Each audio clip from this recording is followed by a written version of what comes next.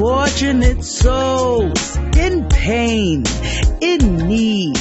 This one longing to be thinner, that one wants to get the girl, and do I help them? Yes, indeed. Those poor unfortunate souls. So sad, so true.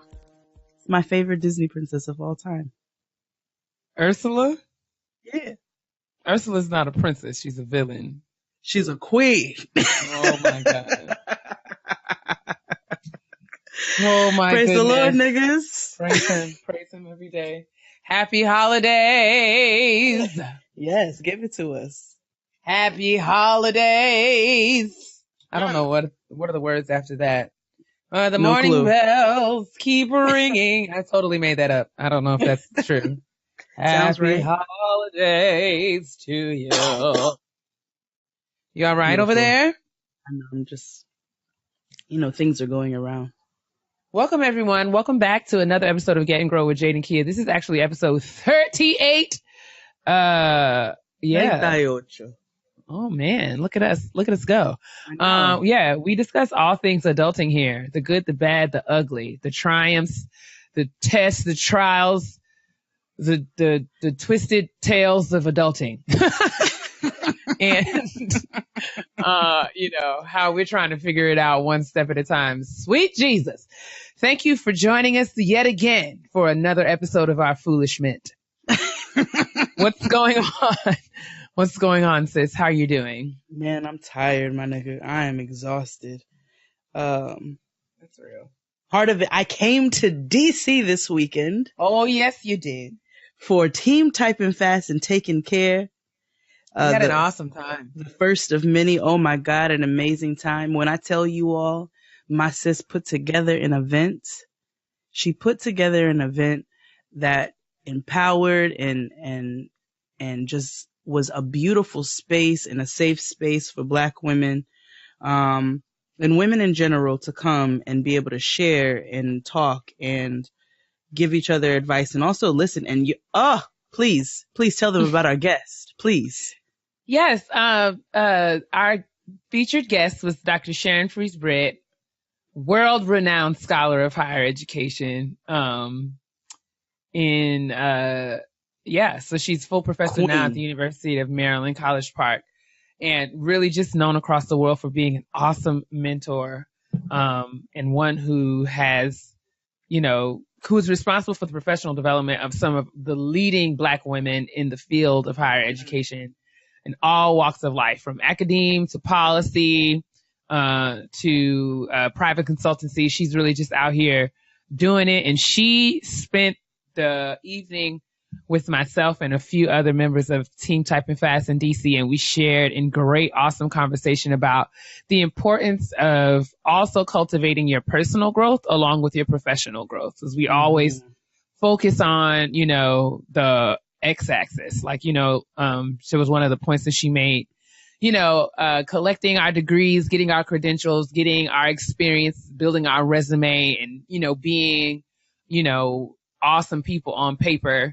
And it's important to kind of make sure that our character development continues to grow along with our professional development, and why that's so critical and so crucial for us as African American women, and how that kind of, sustains us and gives us longevity, gives our success longevity in these spaces. So we had a great time.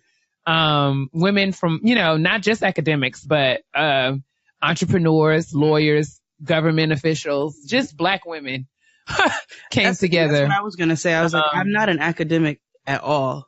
But it was a space for women in general. It was a really great space. It was all encompassing. It was for everybody. Yeah, man, it was so much fun, and I'm grateful. Thanks to everyone who came out, even despite the little snow we had in the city that day. And I'm looking forward to, I've sent out my little post-event survey, and I'm looking at the feedback and responses, and, hopefully getting things together so we can start to plan the next event.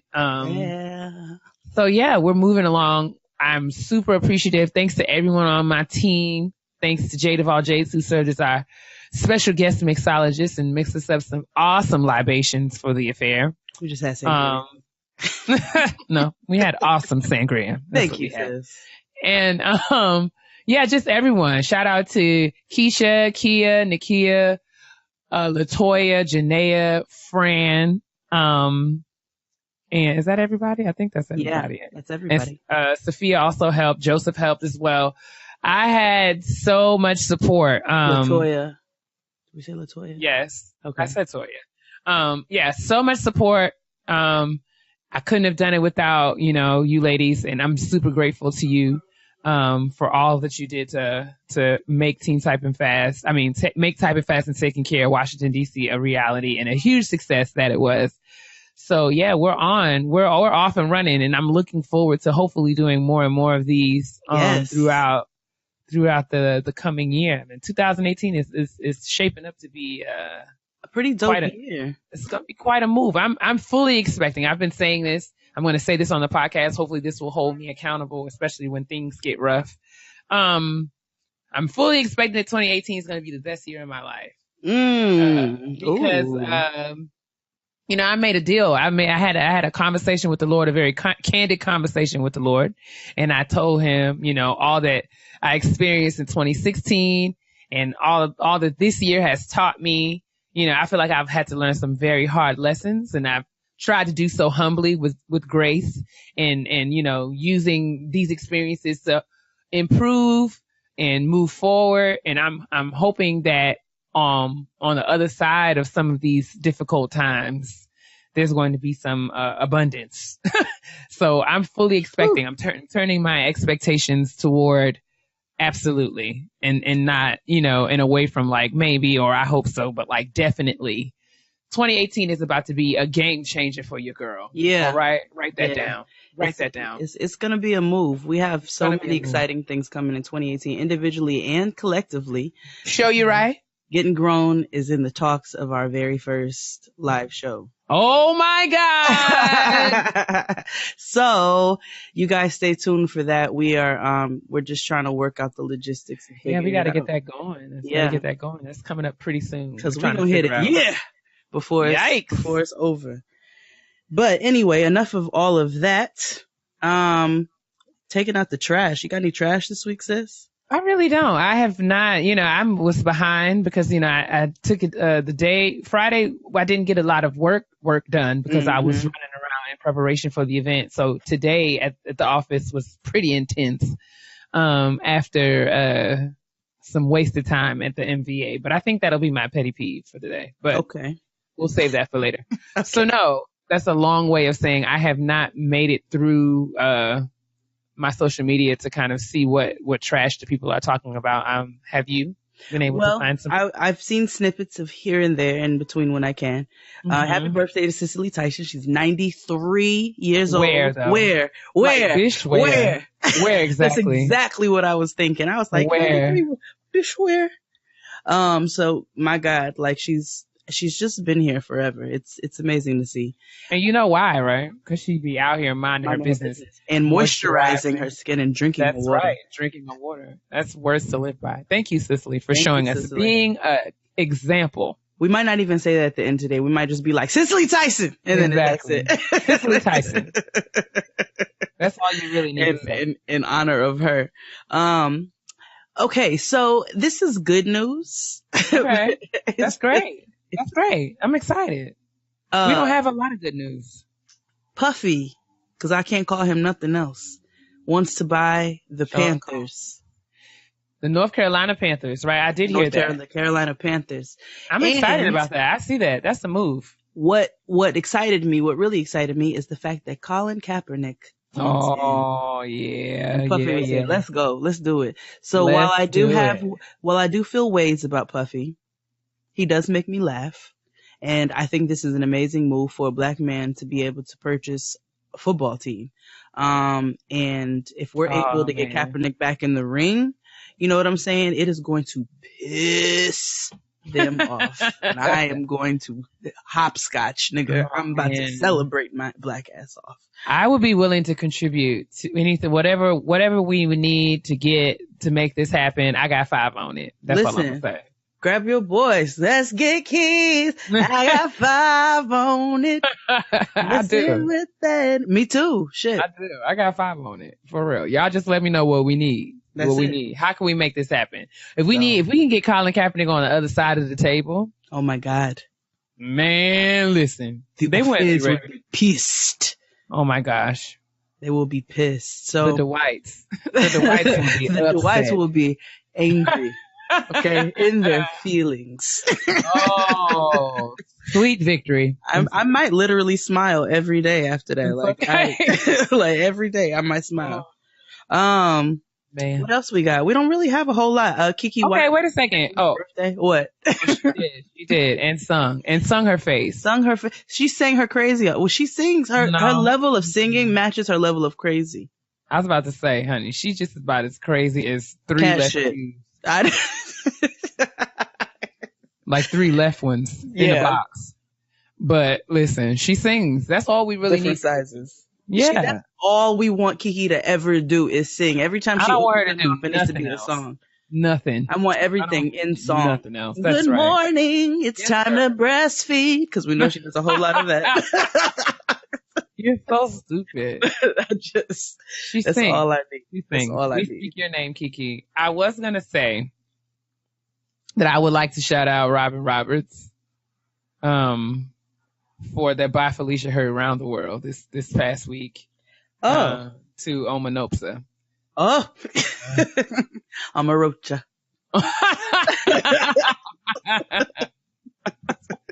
Ray!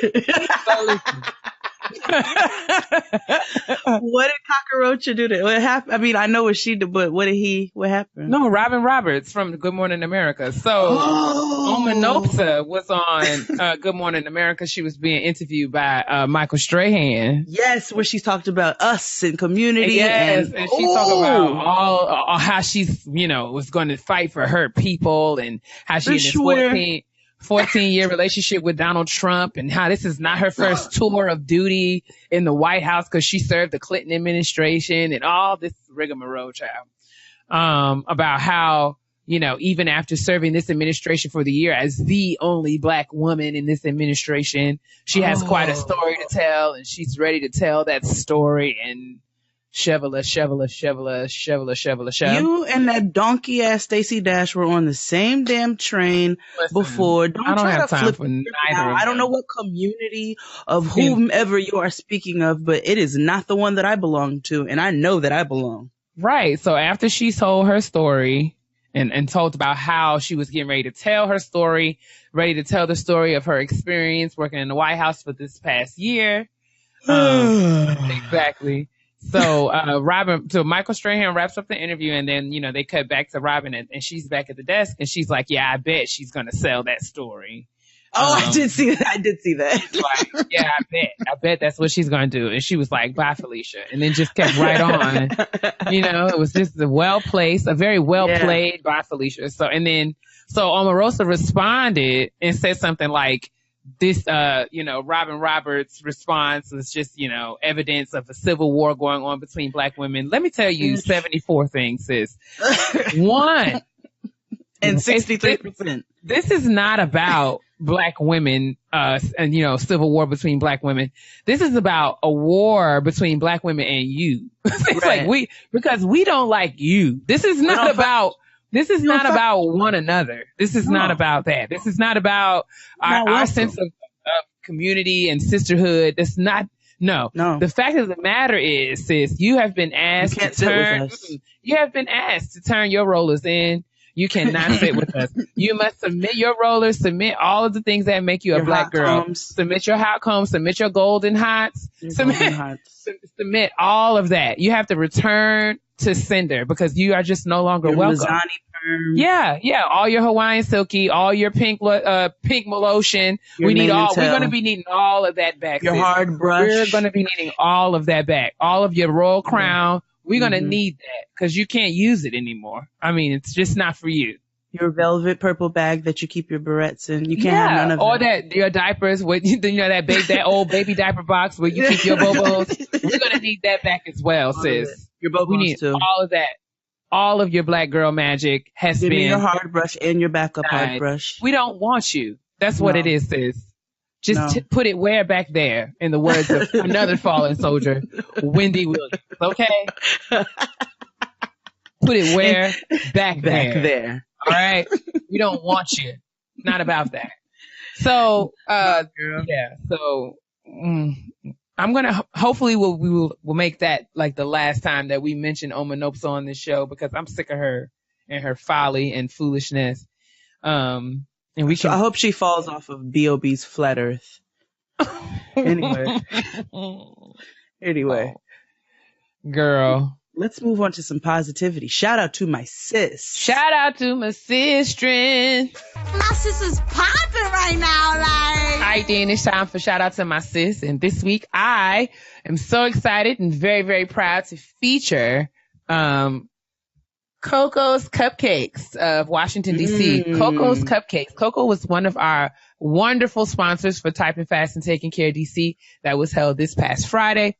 And she furnished some of the most delicious cupcakes for the event. She had regular cupcakes. She also had some infused cupcakes. She sure did. And they were infused with goodness and mercy. They had like little shots on them. It was so cute. Like going to the club. It was just a good time. It was an adult cupcake. It was for grown folks business cupcakes. So I want you guys to head on over to www.cocoscupcakes.com for all of your baking needs. The website features all of the cupcakes that Coco offers. She has a waffle. I think this is a chicken and waffle cupcake, if I'm not mistaken. And all kinds. I mean, it looks like waffles. I don't know. Hopefully, I'm not making that up. But yeah, check it out. And you can also follow her on Instagram at Coco_cupcakes. But yeah, we would love for you guys to check that out. And a shout out to the owner, Chloe. And thanks again for furnishing the cupcakes for Typing Fast and Taking Care. The cupcakes were delicious, weren't they, sis? They were so good. I took mine back to the hotel and I enjoyed it after I enjoyed something else. Oh, I bet you did, sis. Yeah, so she also offers chocolate covered strawberries and all kinds of wonderful confections. So yeah. In the kitchen, whipping work. Make sure you support. Hallelujah. So yeah, y'all do that. And all the information will be in the description box per usual. So shout out to Chloe of Coco's Cupcakes. And thanks again, sis. Y'all be sure to check her out.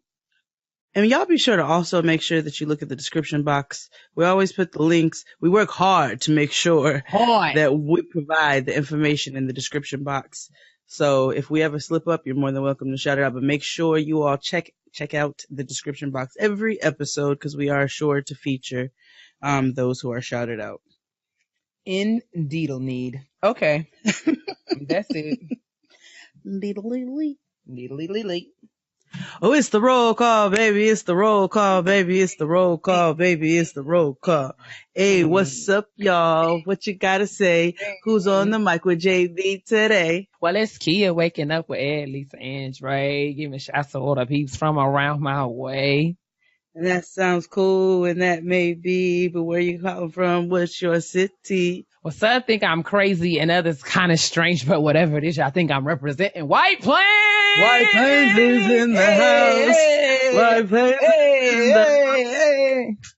So, welcome to, there's a reason we started off the kitchen table talk so litty-fi litty.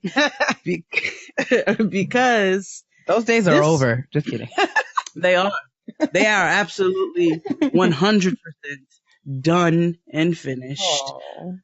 I know. It's really sad, but we're going to have a good time with it. So in honor of our episode today, sis, what are you eating at the kitchen table? You know, I actually had some extra wings from Friday. I heated those up in the oven, gave them a little rejudge, and they were just delicious. You know, a zhuzh is always, it can always salvage 3-day-old food. Shout out to our caterer, man. Those wings were lit. Ooh, yes, I dropped my phone. Denise. Don't bother. I'm sorry. Well, in honor of today's kitchen table talk, I am eating some beefaroni. Oh man. Some MSG. Go ahead. Some MSG. Some Hot Pockets. I don't know. I always hated Hot Pockets, actually. No, I'm gonna keep it real black. I'm eating a bologna sandwich. Oh. I fried my bologna and I toasted my bread and I put some mustard on it. Popped a bubble? Of course. You know where the bologna, it raises up. You gotta pop the bubble. You gotta cut it. You gotta make sure, cut it. Make sure that bologna is flat. You know what I'm saying? So you can get maximum real estate in your sandwich. But I kind of like it when it raises up because it gives me like a little bit of nostalgia, and you make sure the edges get real crispy and black. Yeah. Yeah, that's a proper bologna Shout sandwich. Out to bologna sandwiches. So I haven't had a bologna sandwich. I haven't had a bologna sandwich in no less than 20 years. 20 years. I might treat myself for the holidays this year. Maybe I'll just allow myself that. I asked my grandma to make me a bologna sandwich, a fried bologna. She might like that, actually. Grandma, you make me a bologna sandwich? She'd be like, I'm sure we will. Noah's never going to know what bologna is, man. Speaking of, that's what we're going to talk about today, guys. All the things that the youth of today, things from our childhoods that the youth of today will never, ever, ever, ever, ever understand or know anything about. The things of yesteryear. Memories like the corners of our mind. Yes, all of those things. Misty watercolor. Yes, so, we're going to talk. We have come up with a list of things, and it was fun coming up with this list of things because it makes you think about your childhood and being a teenager. And I feel like teenagers are extinct, if that makes any sense. Because all of these things that made us teenagers are like, they don't have those anymore. They're just like little robots, like little Sophias marching around. So these are all of the things that my child and all of the other generations around her are not going to ever know about. Okay, so I'm going to tell you guys how we started, how this even came to be. Me and my husband were driving and we passed Toys R Us. And Noah goes, "Oh, Daddy, there's Toys R Us. Remember when we went there?" And so me and Tristan were like, yeah, we started talking about toy stores and everything. And I said, "Wait, you came to this Toys R Us?" And he was like, "Yeah, man." He was like, "They've been closing all the Toys R Us down." He was like, "So you got, there's very few of them." I was like, damn, Toys R Us is about to be extinct. Like, I was like, they already took FAO Schwartz. He was like, "You remember KB Toys?" I was like, KB Toys! But like, they are literally getting rid of childhood. Now, Kia told me she ain't never been in a toy store before. Well, so my heart is just halfway broken. I'm just saying I don't have any memories of toy stores. I think that maybe because I was grown and at the kitchen table watching As the World Turns with my grandmother, but I don't know. Like, I don't remember. I don't remember.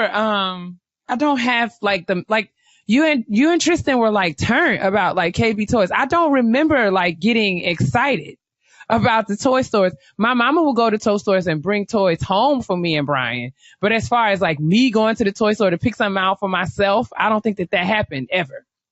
Well, it was like Disney World. So it was very few and far in between that I got to go to the toy store and actually pick stuff out. But when you went to the toy store, it was an experience. Like, you walked in and it's like this overwhelming feeling of joy. I mean, I don't know. I'm trying to figure out how to correlate it to being an adult. I would imagine. I mean, like, it would be like if someone let me loose in a Sephora. Okay, I'll tell you.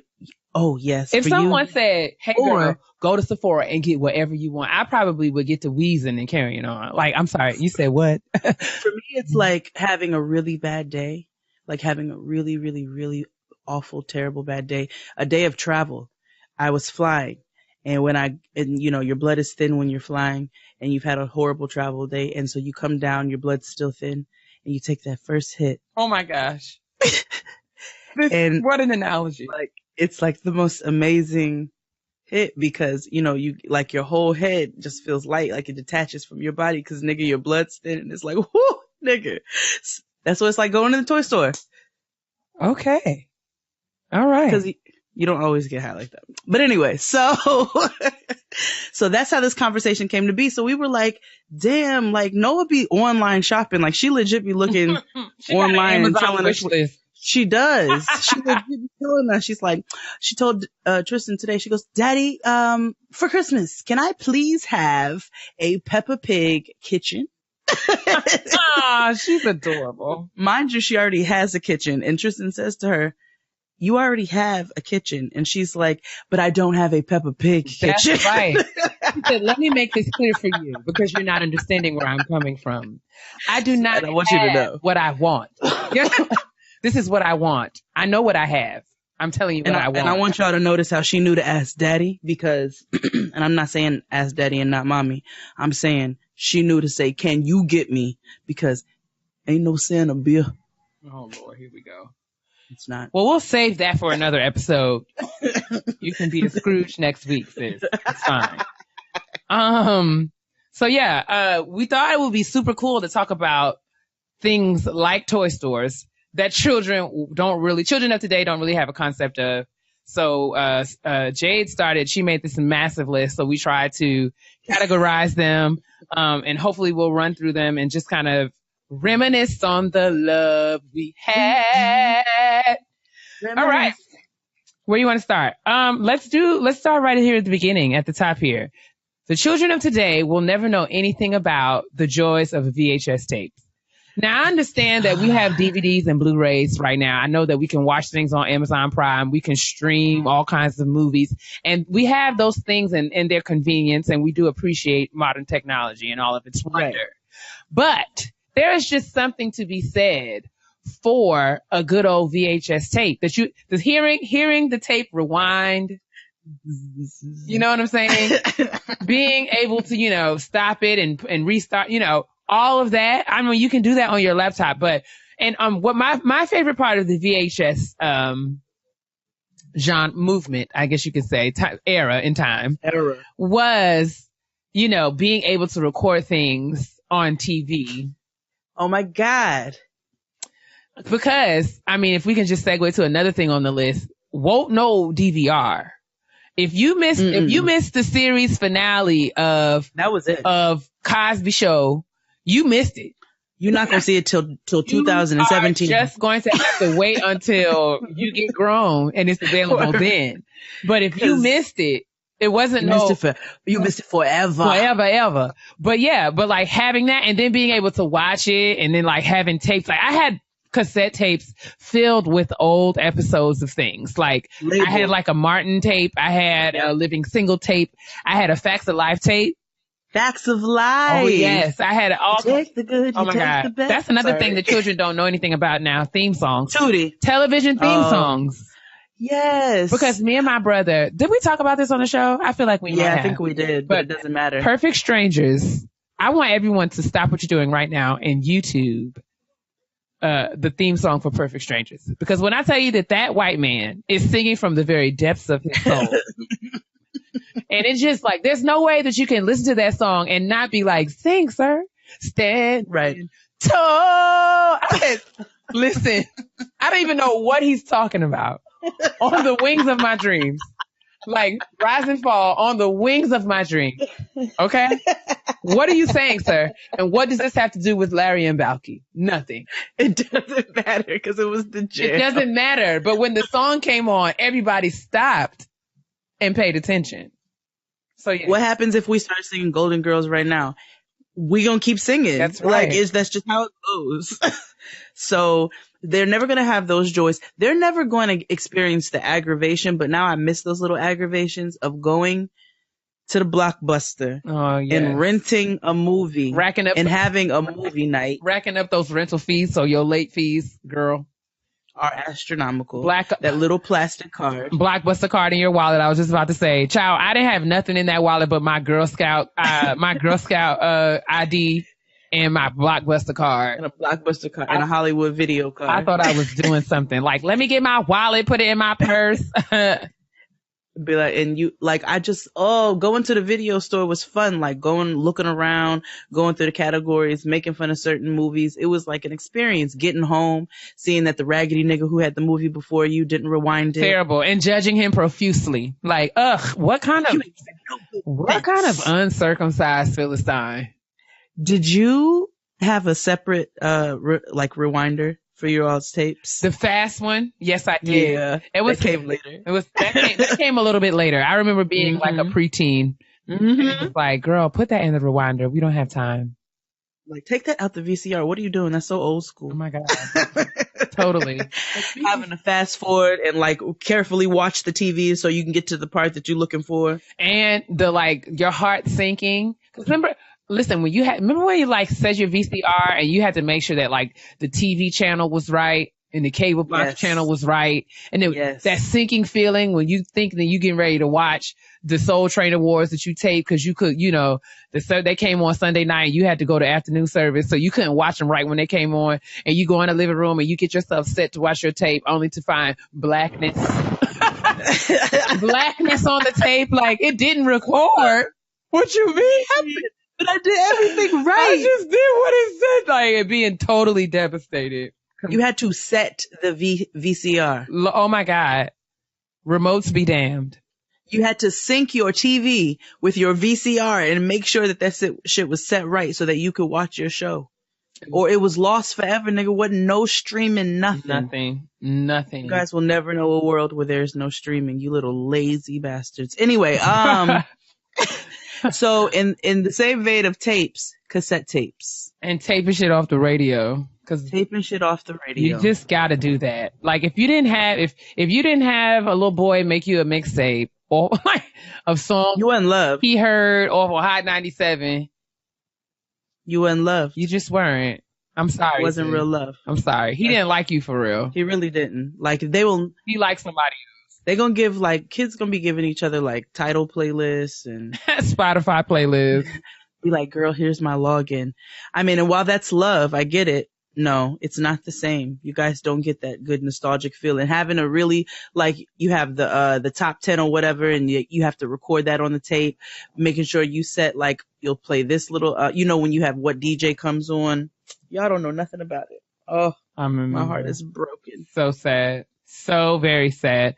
See, Walkmans. Discmans. Oh, Discmans were a total waste of time because you couldn't do anything but literally sit there and hold the Discman steady. If not, the shit skipped. I mean, you had to focus on holding it still. Literally. Otherwise, it sounded like Silk meeting in my bedroom the whole time. Girl, please don't be late. Yeah. Like, but I have to walk. Like, how I'm supposed to put it? Like, and you had to like sit it right in your book bag so that it wouldn't tilt. It was just hard work. Very, and then you had to carry CDs with you, bruh. Because nigga, it was CDs that you had to actually go to the store and buy. Like, you couldn't download nothing. Like, what download? No, I went to the Galleria and I bought this from Sam Goody. Sam Goody to the FYE is Tower Records. I mean, I was out here getting my things, waiting until like looking up or listening on the radio to find out when, like, if someone was on, Tony Braxton was on the radio talking about my CD is coming out on Tuesday. So you had to make sure that you got to Sam Goody on Tuesday so you can. And got the CD before it sold out. Oh, it was gone. Because I mean, after Sam Goody sold them 14 copies, everybody else was out of luck. And opening the plastic of a new CD I remember when my dad brought home, I was about to say The Art of War, but that's not what I'm talking about. Not Notorious Thugs, but Life After Death. When he brought home Life After Death, because that's when niggas start doing double discs. Oh my gosh. And that's when it got real lit. And you open up that plastic, and then you have that annoying plastic sticker piece on top that you have to break off. But that sticker piece, I would just ruin. Break so many CD covers with that stupid ass. It was just like, I don't understand. Why would they put this on here? Like, I've spent my $13.99 and y'all already have the plastic on I can't even get in this joint. Why you need the sticker? So stupid. Anyway. Unnecessary. So speaking of recording things, let's talk about real life answer machines that sat on your mama's nightstand. Separate answer machines that had actual tapes. With actual tapes, like little itty bitty miniature tapes. Itty teeny tapes. Children have no recollection of these things. Isn't that fascinating? No. Oh my God. Having to get your ass home real quick and destroy that tape because somebody called and left a voicemail that you don't want your mother to hear. Your teacher called and said that, asked your mama to give her a call. So you had to get home and do your good rewinding and forwarding. Hi, we just want to let you know that Jade was in ISS again today. Listen, it would be total devastation to your plan if somebody recorded another message after the teacher. Oh, you'd be like, oh God, it's just all over from. Excuse me. But yes, so bad. Actual separate answering machines. That's what they were called. Yeah. Answering machines. A voicemail where? No, you had a machine, and your mama was literally talking on it like, "Thank you for calling." Right. You've reached the Jimenez family. We're not home now, but if you leave us or hi, you've reached Jade. I'm not going to say the rest of everybody else's name, but. Yes, everybody's name. You say everybody's name. Oh my God. Felicia, Shaquan. Oh my God. What about, okay, so I'm going to tell you what the kids are never going to know a world without. What? Right? Selfie is probably about to be in the dictionary if it's not already. It probably is. I remember, so they know about selfies. Like, they're not going to know a world without a camera phone because they're never going to know about the disposable camera. They're never going to know about like non-automatic cameras or cameras that you have to like put film in and develop and cameras that you have. Like, remember you had to like advance the film, like the film that didn't advance by itself. Like you were like, or you listen, you had to. Oh my gosh, I can't. I remember coming back from vacation. My mom used to have a whole camera case full of film, and she would have to go to CVS or Walgreens at that time and actually get it developed. To rock bottom, take her pictures, and be like, I got to get my pictures developed, and it'd be like, and it takes like a week and a half, and the man will call and leave a message on the machine talking about your pictures are ready for being pictures are ready. You'd be like, oh, and then half of them are half black. Exactly. Or like, because somebody's thumb was over the thing. Or I remember I got beaten one time for exposing one of my moms. Like, you couldn't like expose the film. Yes, when it was in the little capsule. I opened it. Girl, you don't ruin my pictures. It was so traumatic. Fun fact about those little film capsules. Oh Lord. They were so secure. My grandmother, she used to sneak extra liquor into restaurants in those film capsules. Talk about a shot, honey. Come on. She'd pour a bit her drink. It would already be a drink. So we'd be like, Mimi, you just poured, like, what is that? She'd be like, it's not strong enough. But listen, bruh, isn't it crazy? Like, could you imagine, like, having to take a picture and wait to see what it looks like? Like, waiting days? Y'all had to wait. Like, you had to wait a week. Like, if I took a picture of my phone right now and I could not look at that picture for 7 days, like, what? That doesn't make any sense. What? You don't know that world. Like, the children have no concept of patience. That's why all of them are running around here screaming at their parents, because they don't know how. And this is before contouring. Oh, well, before. Everyone was just y'all just around. Be big and wide in these pictures, and you don't see it until a week and a half later.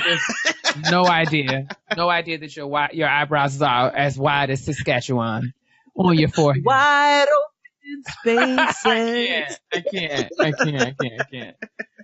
Another thing that the children will never ever know anything about is looking up a phone number in the yellow pages. The yellow and the white pages for businesses. Bruh, if your grandma, your grandma kept the big old yellow pages and the white pages right underneath the phone in the kitchen. Yep. So that you can look up everything. And right on top of those two books were the family address book. Yes. It has everybody's physical address, phone number, and last name, physical address, yes, and phone number. And she would send you down there, and if you was like me, if you was a church kid, in the back, it will also have the phone sheets for all of the choirs and auxiliaries that your parents served in.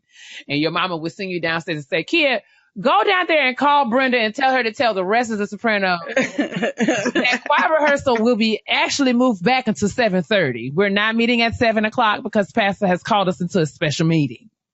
So I would have to go and call Brenda and tell her to pass it down, because they had a phone tree. Pass that message down. They're never gonna know. Oh, they're never gonna know a world.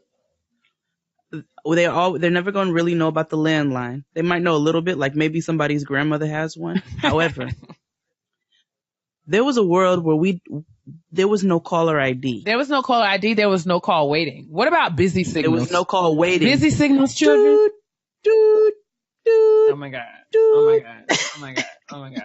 You can call any hood phone now, any store in the hood, and you're going to get the busy signal. It still don't work. Oh, so good. But They're never going to know a world where there's no caller ID, a world with landline phones where the phone doesn't go more than a foot. You can't walk more than a foot away from the phone or you're going to yank the whole shit out of the wall. In other black girl, and black girls are brilliant and amazing news. Did you know that a black woman created caller ID? I can fully believe that. Isn't that perfect? Yes. That is just so true. You know why? Because black people don't like never an innovation on their phone. Playing on my phone. Never an innovation was so fitting. Like, you know, it's like so apropos. Like, doesn't that just make sense? Like America, think about that. Think like, I want to see who this is. I want to know who is calling my phone before I actually answer on it. My phone. Like a black woman said, I'm going to figure out a way to figure out who is playing on my phone like this. So we want to give a shout out to Dr. Shirley Jackson. Of course her name is Shirley Jackson. Woo, that's black as hell. Shirley Jackson don't like people playing on her phone. And so she went through the scientifics of making sure that she knew how to check. Listen, she said, I am going to learn fiber optics. I am going to know exactly. Because I'm sick of star 69 and star 67. You niggas is about to show your faces. Totally not playing. You've been showing your ass. Not playing with you hoes. Yes. But yes, no call waiting. Like, there was a time where you had to be like, I'm waiting on a call. Like, I got to call you back real quick, and you got to hang up the phone because the other person would not be able to they would not be able to get you. They can't call you if the phone is occupied. So amazing. Yes, Dr. Shirley Ann Jackson. We thank you for it. Did you have a beeper? I did, but my mama didn't know about it until she knew about it and threw it out the window of her moving Pontiac Grand Am.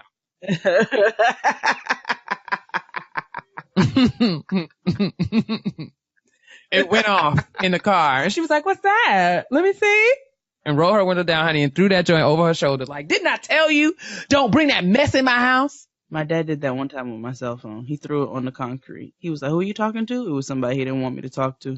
He took that phone. He was like, let me see real quick. Took my phone and smashed it. I was like, oh my God. That is awful. Just like, what kind of rage? Like, I was just looking at her like, what kind of destructive rage are you doing?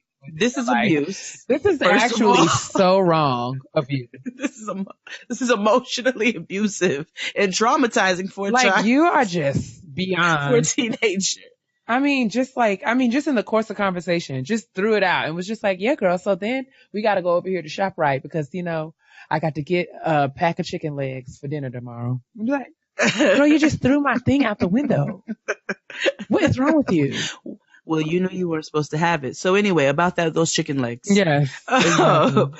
That's exactly how it went. But I did have pages and beepers because my mother wanted to know how to get in touch with me if I was out. She was like, and you know what the code is. Rhonda said that there was never ever to be a time that she did not know where I was or who I was with.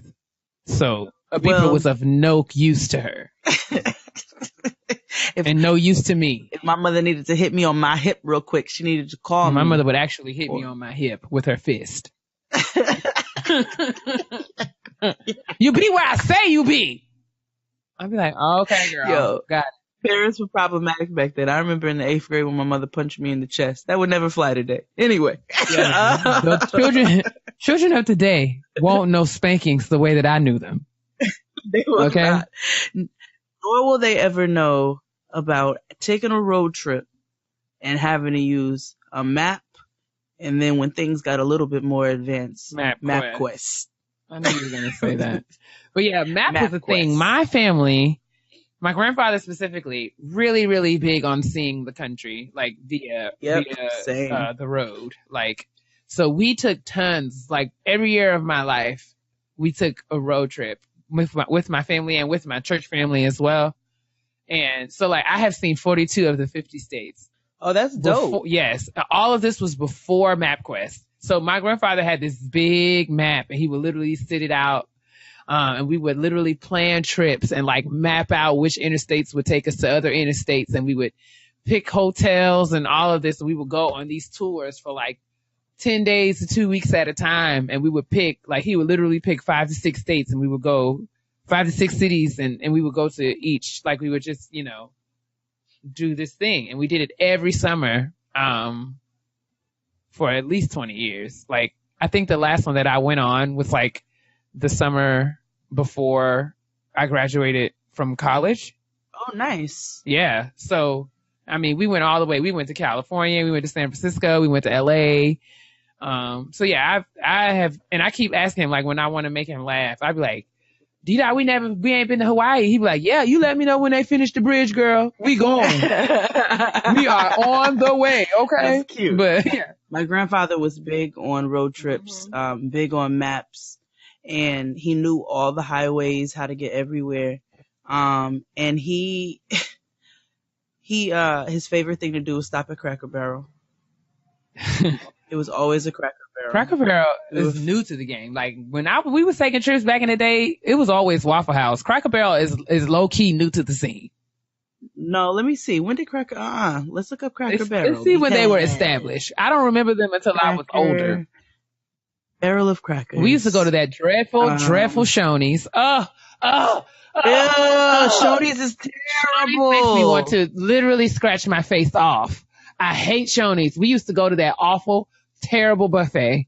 That was like literally where we would go all the time. And now if I see a Shoney's, I literally could take out a cannon and blow it to smithereens. 1969. Really? Or maybe it was because we were coming from the Northeast. There certainly were not a thing up here. He would be going from Northeast down south. And so as he got further down, he loved Cracker Barrel, and we would stop at Cracker Barrel and eat that racist food.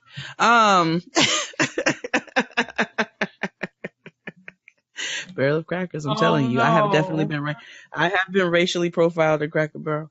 That fried okra is lit though. Oh my God. And so are those pancakes. They're like from heaven. It's delicious. It's just like Chick-fil-A.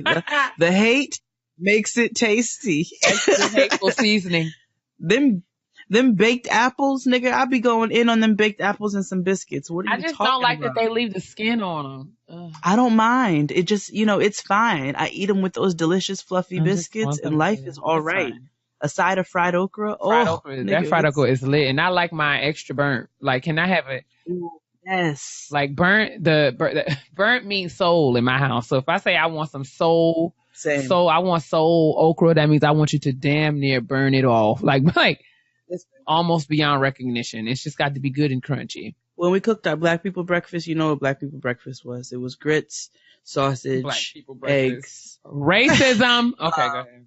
It was black people breakfast. You know that was black people breakfast. And my father will always tell us, burn the sausage. Make sure you burn my sausage. He wanted his patties black. Awesome. Hey, black patties. All right. Patties. We forgot when we were talking about answering machines and phones. And what?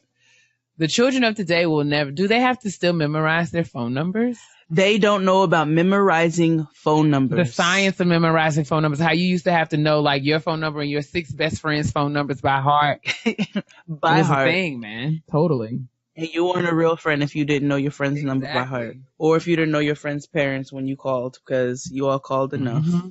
Or when your mother would pick up the phone while you were on the phone. And Rhonda would be like, excuse me, I need my phone. Excuse me, who are you talking? No, at least she didn't ask you who you were talking to on the phone. Who is this? My father would be like, who's this? And then ask and then make fun of people's names. Anyway, I know. You're going to terrorize Noah just like that, please. I have already started. So they're never going to know a world of dial-up internet. I can't even make the sound. I don't even know if I remember like what it sounds like. Yeah.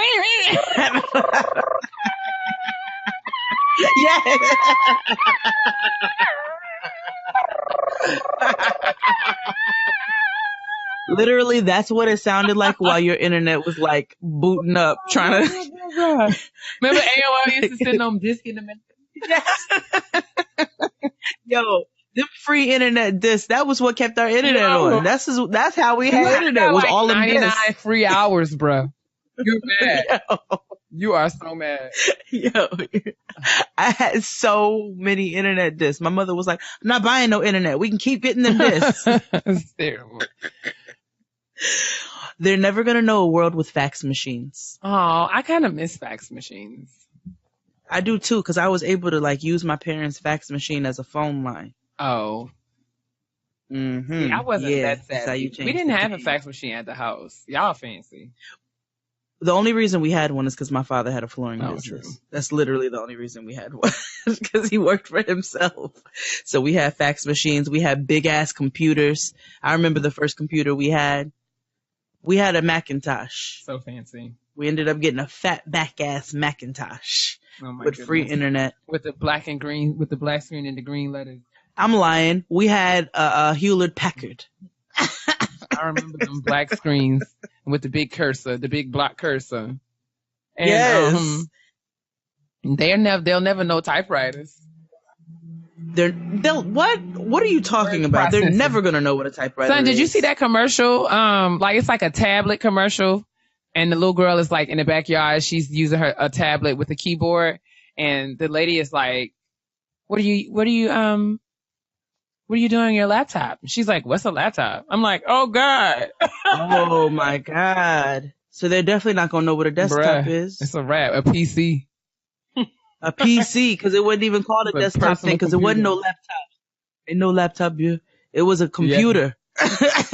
That's what it was. I got my first computer in 5th grade. Like yours? Like your own? My own computer. Oh. I had a computer in 5th grade, and I remember when I got it, I got computer games, I got Home Alone, and I got Mavis Speak and Teachers Typing. But did you have Oregon Trail? Oregon Trail was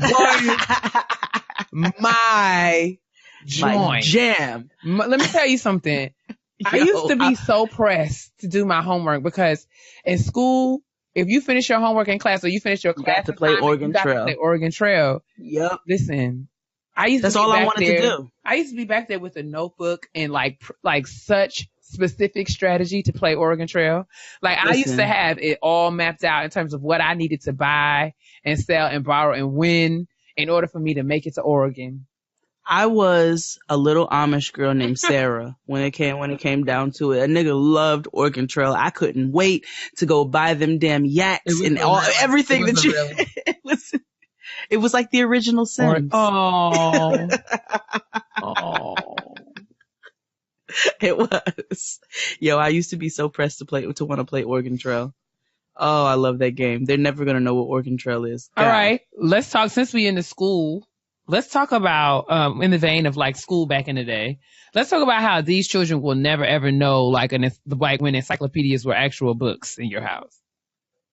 Like what about the famous words that your parents would give you with the dictionary? Look it up. Look it up. Look it up was the 3 words that my father used for everything. We had a Roget's thesaurus. We had an almanac, a farmer's almanac. A big dictionary, and we had a full set of encyclopedias from A through Z.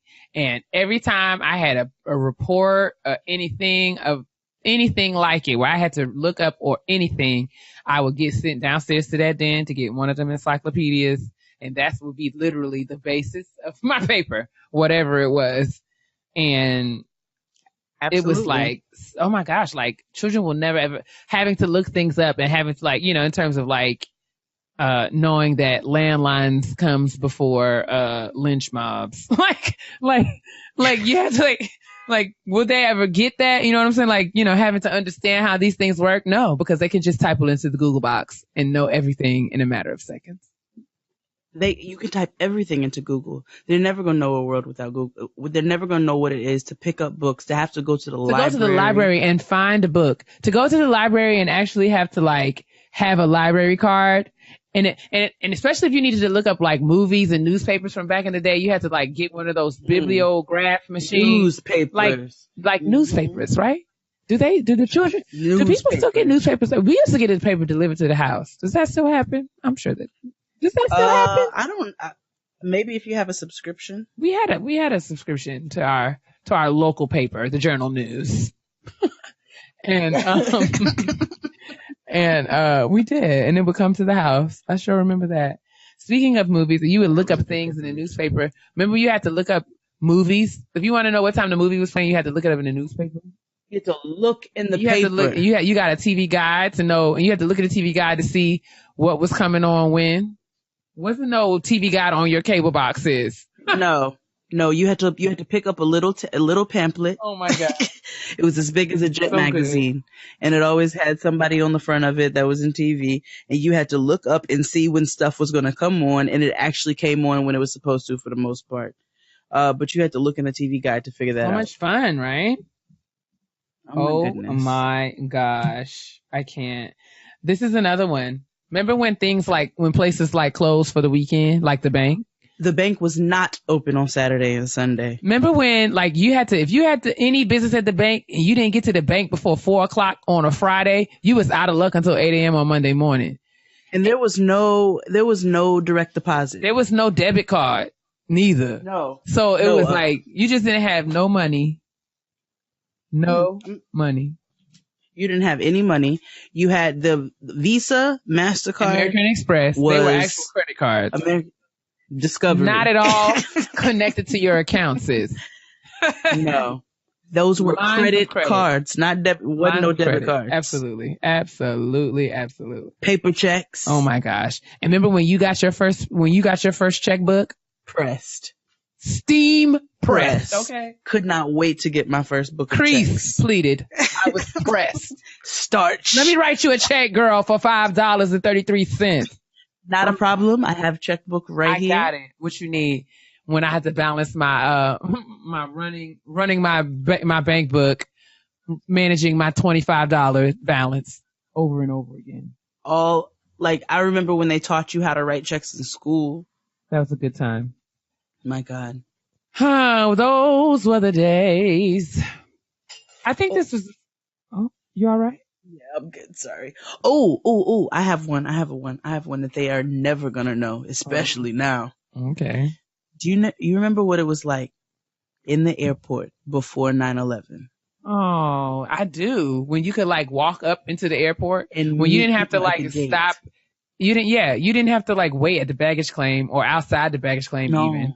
You could literally if your plane was landing, you can go in the airport and be like, oh, Jay's plane lands at gate 37A, and I can walk my behind right on up to 37A and wait on Jay. Like my cousin, my grandmother, whoever, my parents, they used to be able to come and meet us at the gate when we came back from wherever because it was a thing. When we were going to pick up somebody from the airport, it was like a family affair. We would all get in the car, we would park, and everyone would go inside of the airport. And it would be so much love and greetings. And there was no TSA. There was nobody checking your bags. You didn't have to walk through nothing. You literally just walked on up to the gate.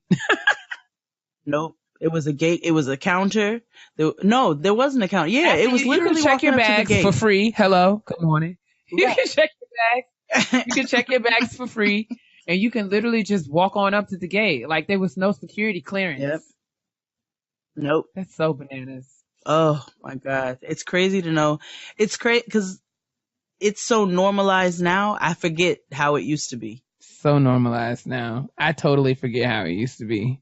All right. I think we're done though. Yeah. I know there's so many things that we weren't able to touch on because I would love to know though, because I'm sure that there are kids that are younger than us. I wonder if they think about things this way. Yeah. I want to know if they even they probably don't even think about it. They have the convenience right in front of them. I mean, if I'm 22, I wonder if there's things have changed since they were kids that are different now. That's true. Yeah, y'all let us know. Let us know. And if you're older than us or if you can relate to any of the things that we talked about,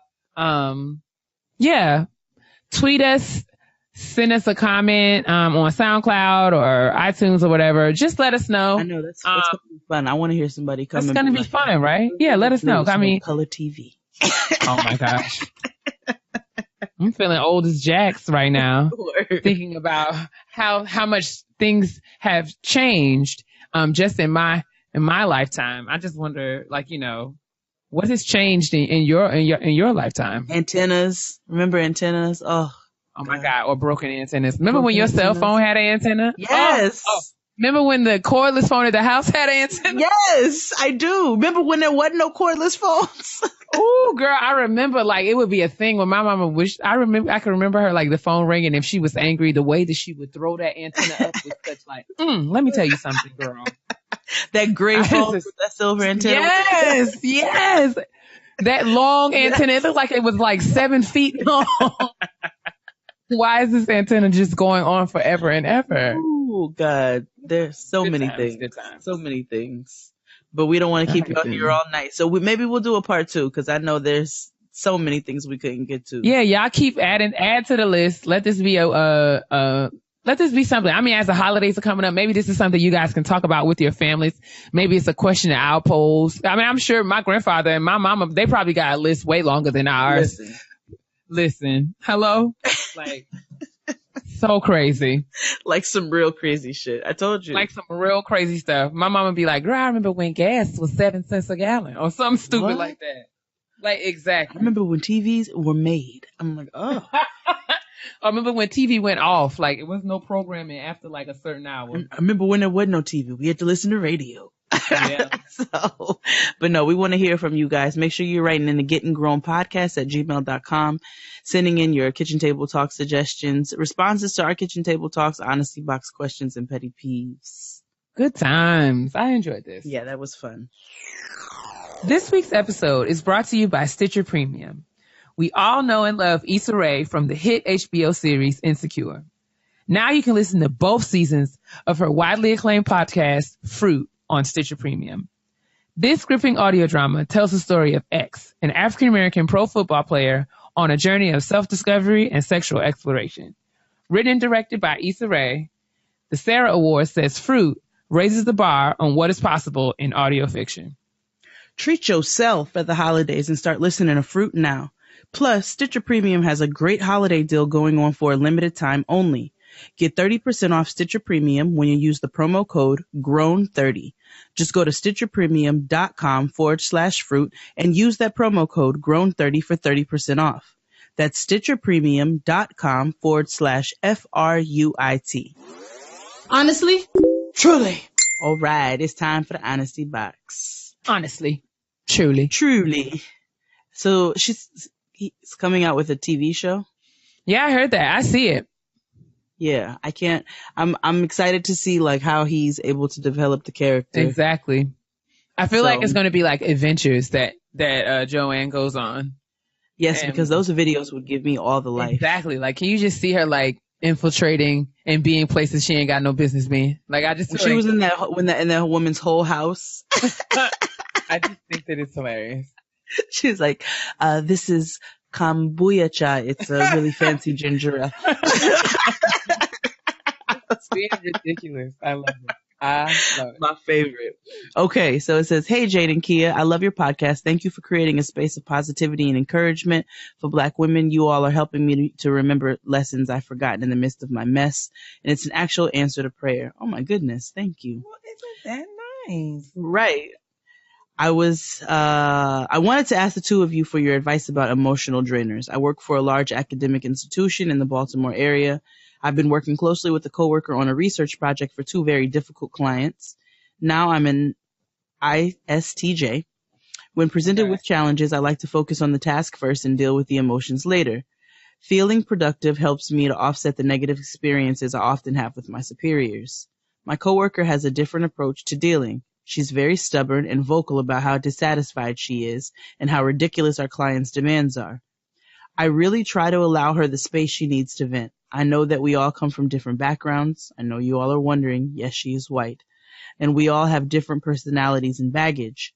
She thinks out loud, but isn't the most responsible with her words. Lately, the negativity has really started to drain me, y'all. It starts first thing in the morning. She comes over to my cubicle and rehashes all of the unjust dimensions of this project. It's become very difficult for me to emotionally handle rude clients and my coworkers' continuous venting. I found myself in a very negative and dark place, and it is now affecting my ability to do the best job I can. I like to change the situation, but don't want to make my coworker feel like she can't come to me for support in an otherwise unsupportive work environment. Seriously, this place is a mess.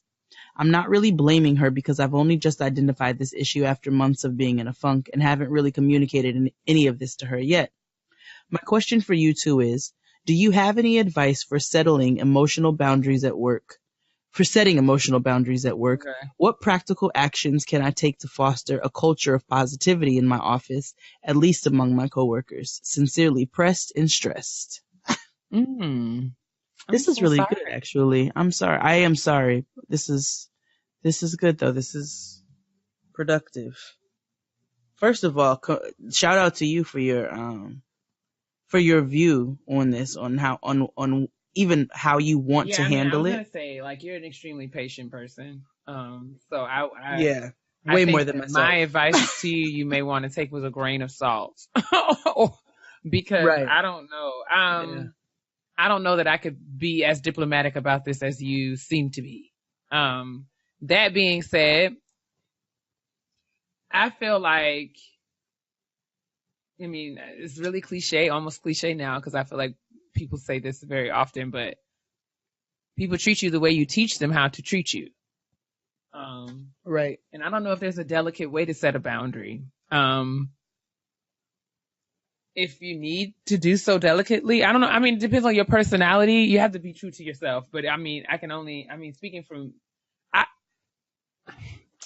I have a way of being very direct and frank with people, and it comes off kind of like comedic. So I don't know if that softens the blow, but I'll be very serious. I'm very serious when I say it, but sometimes people think that I'm joking, so that can sometimes be a buffer that I need in order to get my point across. So I think that there can be a way that you can candidly say, hey, listen, I don't want to hear like, hey girl, I don't want to hear this. Like, I know that this is what you do, but listen, girl, I know, like, you're not going to come here and stand around here and complain, because that's not doing anything for either one of us in terms of helping us do what we have to do in order to get through this. So how about you just not? Or you could tell her every morning when she comes to you and starts complaining, tell me something good this morning. Tell me something positive. Right. Or you can charge her. You can say, hey sis, from now on, this is a no complaint zone. And every complaint that you file, you need to put a quarter in this cup. Yeah. You owe me something. Lunch. Like this, I mean, yeah. And it can't, like, maybe that's a way that you can kind of, steer her in a positive direction and set a boundary. But I think it does need to be a direct kind of conversation or exchange between the two of you that says pretty specifically, I don't like, this is what you do. And it's affecting me. I feel like maybe having the conversation or presenting the information somewhat casually can be a little less off-putting than you straight up sitting her down and having sitting her down and just having a straight up like, yeah, girl, you got to stop this. You can also, and you can tell her exactly what you told us too. Like, listen, I want this to be a safe space. I don't want you to feel like you can't talk to me. However, girl, you be sucking like the life out of me with all of this negativity. I need you for a second to tell me something good before you start telling me something bad. And then, maybe if you say it that way and let her know, like, I don't mind if you talk to me, but just balance. Just keep it you balanced. Were very, very, very patient and diplomatic in your email to us. So you may even just want to go ahead and forward that to her. Because I just feel like, and it doesn't even have to be like, I'm not saying that I don't want to be your friend. I don't want to talk to you. I don't want you to feel like that you cannot talk to me. I'm just saying that you need to have, it cannot be like an incessant all day long kind of thing, because it weighs on me. And just because the kind of person I am, I tend to take on, what people tell me, and I'm an empath. But you can just kind of let her know that it affects you and just be real about it. If she's weird about it, then it's more reflective of her and her character than it is yours. Because, the fact that you even care enough about her feelings. Right. To even take the time out to send this email in the first damn place. Because let me tell you what, I don't. Don't nobody want to hear this. Like, ain't nobody got time for whatever it is that you're talking about right now. We all are coming here to do what? Work. Like, this is what, I'm sorry. My name is not Iyanla. Right. I have legitimately told a coworker to get off my phone. So maybe I'm not the best person to answer this question. My coworkers tend to think that I am playing, but a lot of times I'm serious. So like, I have a coworker come and say, hey girl, do you want to do this? Do you want to do that? Did you read about this? Or did you get so-and-so's email? Are you going to this meeting? And I will literally be like, girl, I don't care about that. And she'll think that I am being funny, and I might be being a little bit funny, but I am mostly being absolutely serious, but it'll make her laugh. So no, not me. I'm like, girl, I don't care just be about like, that. this is some bullshit, and I'd be dead ass. Like, no, this is some trash. I don't like it. I don't fuck with it, and I want you to know that. Like, it's like very direct. So if you can soften the blow and be funny or kind of and make it a lighthearted exchange, then do that. But if that's not who you are, that's not your personality, then I think that you should speak to her. Yeah, speak to her yourself and share the things with her that you shared with us. And I think that that is a very very soft, not soft, but it's a very straightforward but still understanding and, you know, sympathetic kind of way of, not sympathetic, but empathetic, I guess, way of conveying, you know, to this person that you don't care to hear her vomit her emotions all over your desk every day.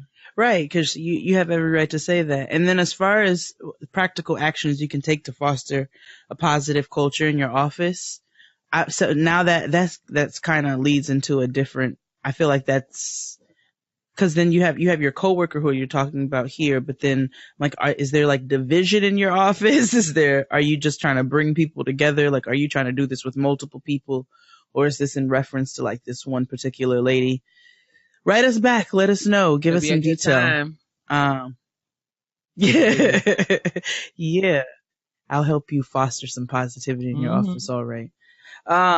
Anyway, thank you for writing in to Getting Grown.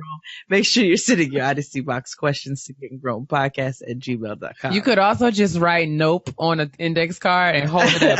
Every time she comes to your office, just be like, nope.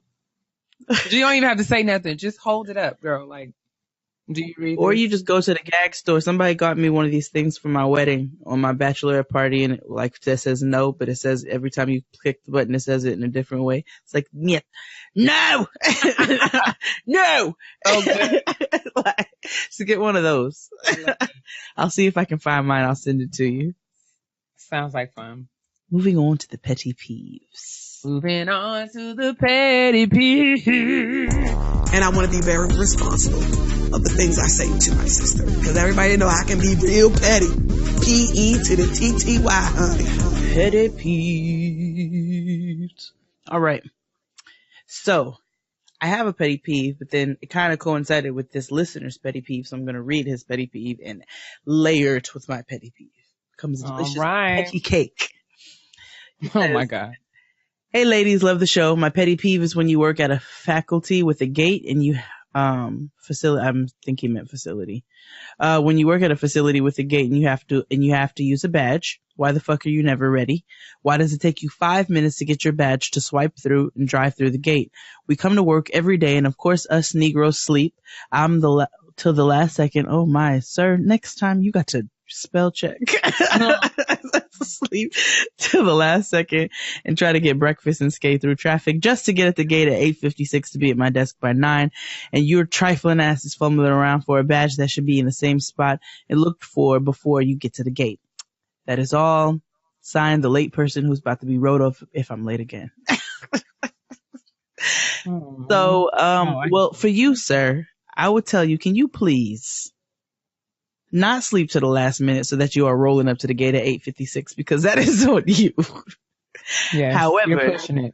I agree with you with the person who's never ready. And so here in New York, don't walk up to the turnstile if you don't have your Metro card out and ready to swipe. Mm-hmm. Don't be looking for your Metro card.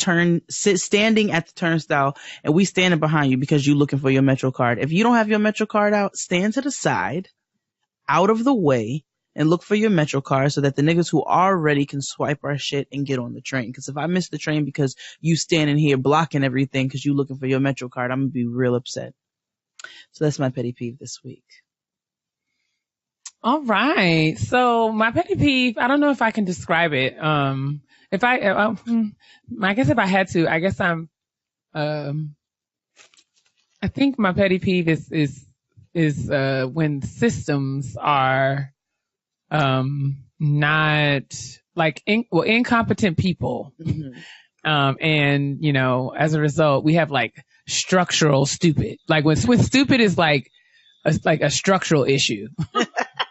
Like a systemic thing, like systems of stupid in operation.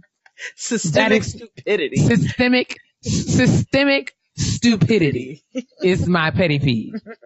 I had to go to the MVA today because my birthday is coming and my license is going to expire. My license is going to expire. Isn't that just bananas? So, crazy.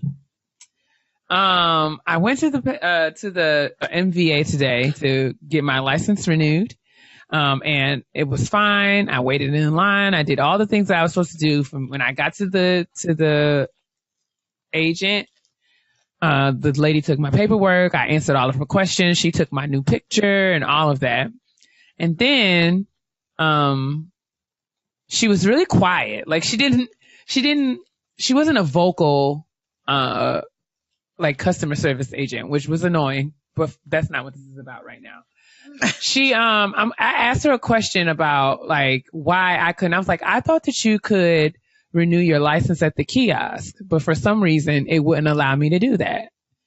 And she was like, you can renew your license at the kiosk, but you couldn't today. And I was like, yeah, that's what I said, but I don't know why. She's like, oh, because you have a hold on your license. And what? I was like, what? Like, what? At what point were you going to tell me that? Like before or after you took my picture for this license? Like, what's happening? Right. So, she told me that I needed to call. Apparently there was some hold on my flag on my license from New York State. And I was like, well, that's odd because I haven't lived in New York State for over 5 years at this point. So what is this about? So she was like, yeah, I don't know. But you can call the DMV in New York State and find out why. So I did that. And, I'm talking to the lady after like I had to go through all of these issues, wait on I called 2 different numbers. I had this long wait. They called me back, blah, blah, blah, blah. So I finally talking to this lady and she was like, so yeah, it says here that you owe New York State for a lapse in insurance coverage. And I'm like, when you moved, and I'm like, so I have to pay New York State money because I moved. And she was like, right. Because you moved, and when you moved, there was a lapse in your insurance. I was like, no, ma'am, there wasn't a lapse in my insurance. My insurance changed. Like, right. I no longer needed insurance in New York because I didn't live in New York, but I had insurance in Maryland. And I was like, can you have 2, insurance policies on the same car? She was like, no. I was like, right. So if I had Maryland insurance and I couldn't have a lapse in New York insurance if I didn't live in New York. And she was like, oh. I said, did you just owe me?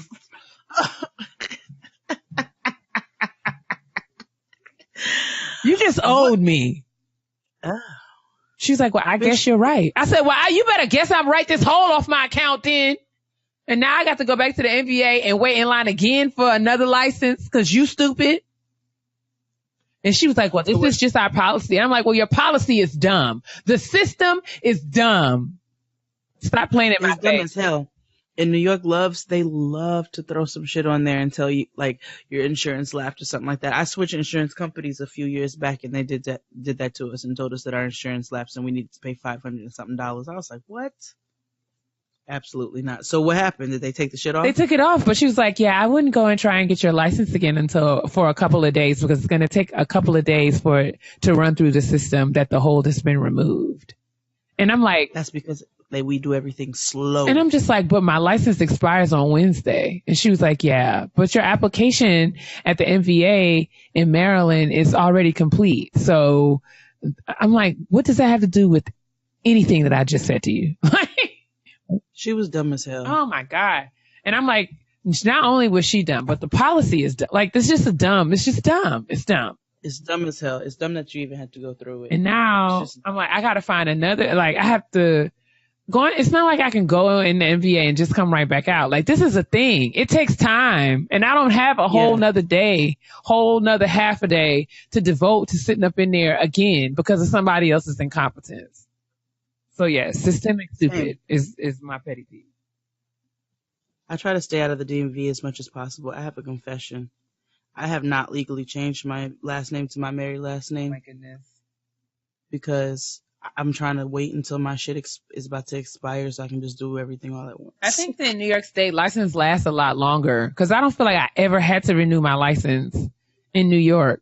But I've only lived here for 5 years, but I think you have to. I have to renew mine this year. No, 2018. Over it. 2018 is time to be renewed. I don't think I've had to renew it for like, I don't know, some time. I totally don't want to do this. Please no. But here we are, girl. And that's my petty peeve. And that is episode 38 of Getting Grown with Jade and Kia. That's me. Thank you for listening. We know it wasn't like a profound discussion this week, but the holidays are coming and niggas are tired and want to wind down. I mean, being an adult is all about, it's there are many sides, many facets, and there are parts of being grown is talking about, the old days. When you weren't. Exactly. So, and we can talk about funny things on the show. Yeah. Too. I mean, we often, and it seems like you guys like that, like when we do that. So, hopefully you guys are not mad at us for not delving into the depths of what we be talking about on most weeks. Like the one lady who sent the email and said, less singing and more talking. I missed that. It was a while back. She definitely said it though. I was cracking up. I was like, oh girl, I'm going to sing till the end of time. I don't know what to tell you. They always want to tell you how to live your life. That's fine. I'll tell you how you should live your life. Cicely Tyson. See you next week. Bye.